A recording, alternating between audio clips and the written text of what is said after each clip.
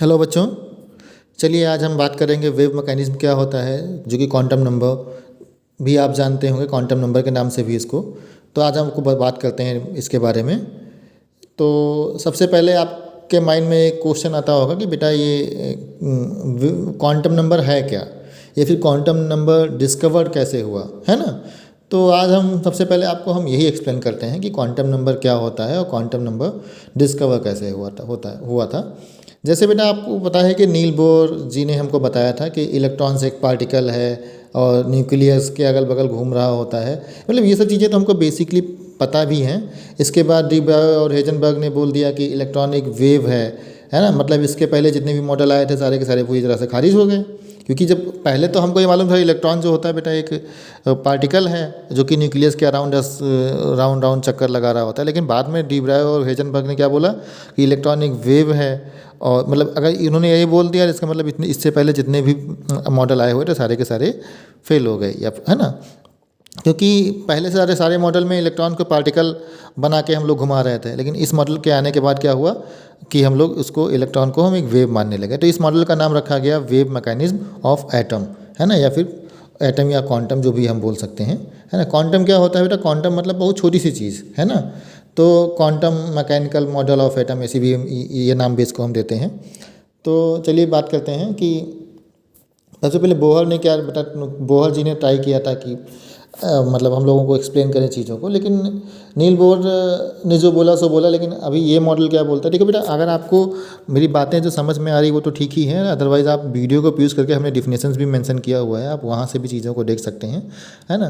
तो ये मॉडल हमको ये बोलता है कि इलेक्ट्रॉन एक वेव है, और मतलब अगर इलेक्ट्रॉन एक वेव है तो इसकी पोजिशनिंग आप बता ही नहीं सकते। अगर पहले इलेक्ट्रॉन अगर एक वे में काम कर रहा होता है तो उसकी हम पोजिशनिंग बता नहीं सकते। लेकिन इसके बाद भी बहुत सारी डिस्कवरी हुई और रिसर्च हुआ। इसके बाद इसी श्रेणी में हमारे जो है एक साइंटिस्ट आए जिन्होंने बात किया कि इन्होंने हमें बताया बेटा कि इलेक्ट्रॉन जो एक वेव है उसकी इक्वेशन बता दी। मतलब साइंटिस्ट का क्या नाम था आपका? इरविन श्रोडिंगर, है ना। तो इन्होंने बताया इलेक्ट्रॉन की जो मतलब वेव जो इलेक्ट्रॉन बताया, सब लोगों ने बोला कि इलेक्ट्रॉन एक वेव है, लेकिन इन्होंने उसकी इक्वेशन ही दे दी। ये कोई नॉर्मल बात नहीं थी, क्योंकि जो बेटा इलेक्ट्रॉन एक मैटर है या फिर एक वेव है, क्योंकि इलेक्ट्रॉन एक पार्टिकल है उसको तो हमको मतलब पता ही था, उसकी उसमें इक्वेशन की ज़रूरत नहीं थी।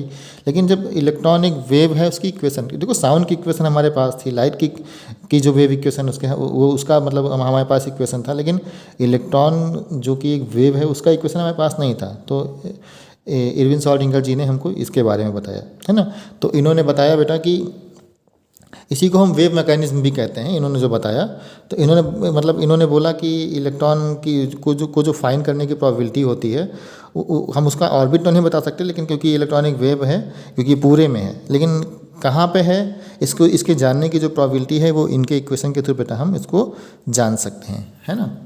तो इनका जो इक्वेशन है वो आपको अभी आगे हम बताते हैं, है ना। तो उस इक्वेशन में बेटा XYZ भी मेंशन किया हुआ है, तो उसके बारे में भी आपको बताते हैं। तो ये देखिए आपके सामने हमने फिगर को दिया हुआ है। तो इसमें आप देखिए कि एज ए वेव इलेक्ट्रॉन किस तरह से काम करता है। तो श्रोडिंगर जी ने बेटा डेवलप किया था क्वांटम मैकेनिक्स को, इन्होंने डेवलप किया था, और उसी पे इन्होंने काफ़ी सारा काम भी किया। टोटल 4 क्वांटम नंबर होते हैं, जो कि जिनमें से 3 तो इनके फार्मूले से ही आ जाते हैं, इनके इक्वेशन से ही आ जाते हैं, है ना। तो वो हमें आपको बताते हैं। ये देखो श्रोडिंगर जी का आपका ये मतलब इक्वेशन आ गया, वेव मैकेनिज्म जिसको हम कहते हैं। इनमें बेटा जो है आपका जाई जो है ये रिप्रेजेंट करता है प्रोबेबिलिटी ऑफ मतलब find of wave of electron, मतलब जो इलेक्ट्रॉन को फाइंड करने की प्रोबेबिलिटी है, या फिर इलेक्ट्रॉन वेव को जो फाइंड करने की प्रोबेबिलिटी है, वो हमको ये जाई बताता है। और इसमें आप देखिए XYZ भी है, तो वो 3 डायमेंशनल जो मतलब इलेक्ट्रॉन 3 डायमेंशनल घूमता है ना, तो वो ये बताने के लिए हमारे पास XYZ इन्होंने दिया हुआ है ना। तो बच्चों इस इक्वेशन को जब हम सॉल्व करेंगे तो उसमें 3 वेरिएबल होंगे, क्योंकि अब XYZ इलेक्ट्रॉन XYZ में चल रहा है, और वो तीनों वेरिएबल 3 इक्वेशन नंबर बनाते हैं। तो ये हुआ जो है आपका क्वांटम नंबर का जो बेसिक है।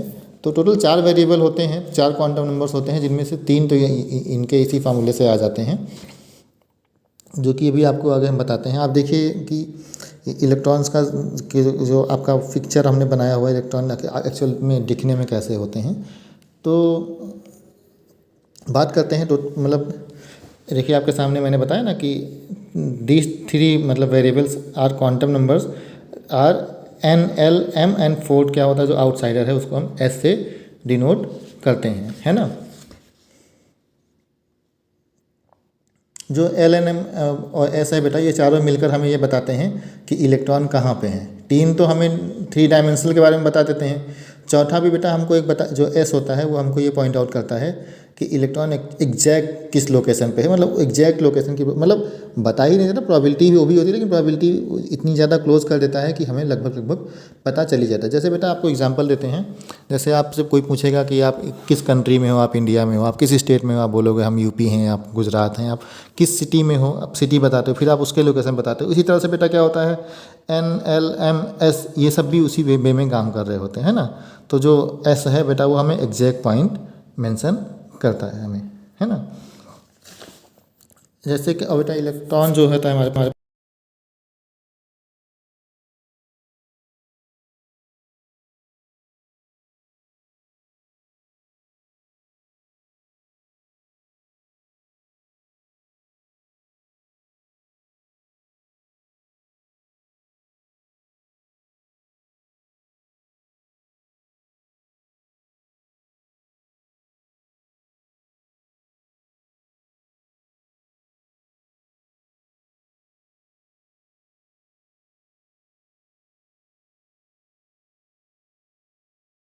इलेक्ट्रॉन जैसे बेटा वेव बना उसका ये कॉन्सेप्ट तो ख़त्म ही हो गया कि इलेक्ट्रॉन सेल या ऑर्बिट में रिवॉल्व करता है एंड सो ऑन जो भी था। तो इलेक्ट्रॉन क्या होता है बेटा, इलेक्ट्रॉन यहाँ पे बोला गया इलेक्ट्रॉन ऑर्बिटल्स में मिलते हैं, है ना। ऑर्बिट नहीं ऑर्बिटल्स, है ना। तो ये चीज़ हो गई। अब आपको ये मालूम होना चाहिए ऑर्बिट और ऑर्बिटल्स में डिफरेंस क्या है। तो 3D space in which probability to find मतलब 3D space in which the probability of find electron is maximum is called orbitals, है ना। तो ऑर्बिट और ऑर्बिटल्स में बेटा ये डिफरेंस हो गया। हम बात करते हैं आपके पास तीन आपके पास क्वांटम नंबर्स होते हैं जिनमें आपका पहला होता है प्रिंसिपल क्वांटम नंबर।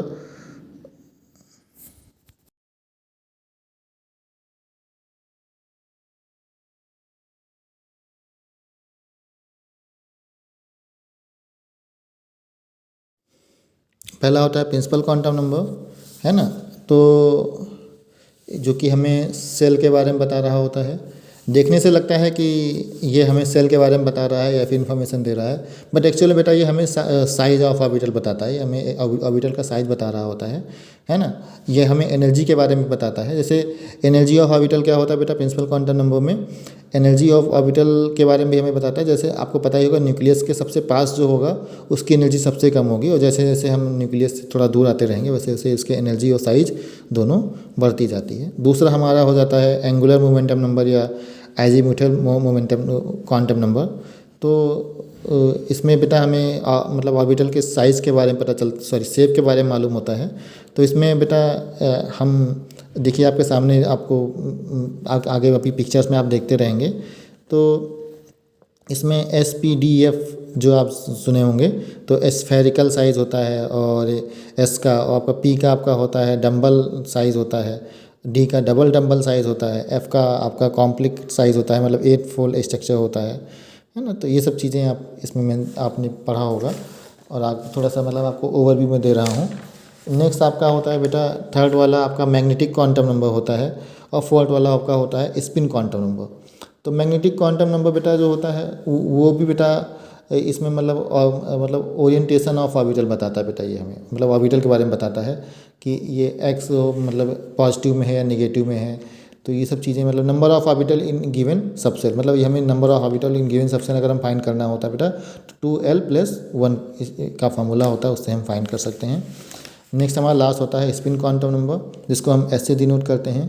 तो ये हमें इतना बताएगा इलेक्ट्रॉन कैसे घूम रहा है, मतलब है ना मतलब, और आपका जो है इलेक्ट्रॉन घूम कैसे रहा है, पॉजिटिव में है नेगेटिव में है, तो ये हमें इसके बारे में बताएगा, है ना।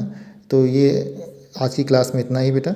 बेटा एस हमें जो है स्पिन क्वांटम नंबर में बेटा हमको ये बताता है कि इलेक्ट्रॉन रोटेट अबाउट इट्स आउन एक्सेस, ये हमें एक्स बता रहा होता है। इसमें दो वैल्यू उसकी आती है, +1/2 -1/2।